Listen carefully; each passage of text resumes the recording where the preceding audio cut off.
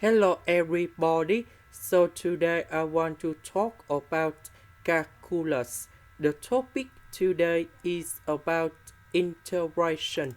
So now I want to show you how to answer. We need to use about integration by substitution. So I will put about u equals to this one. Later that we put the square for the both sides to cancel about the square root. Next, we need to do first the derivative for the both sides. This one we have to s, this one we have to u. This one that is about the constant, so you got 0 in here.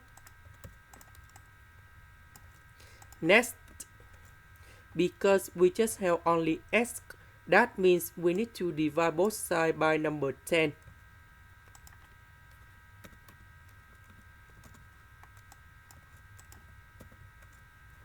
The square root we change by u.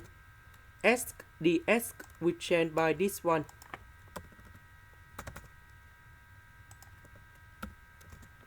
So u divided by u, we have number 1. The integration of the u, we have u, and I will put about c. About u, that is about this one. This is the end. Thank you for watching.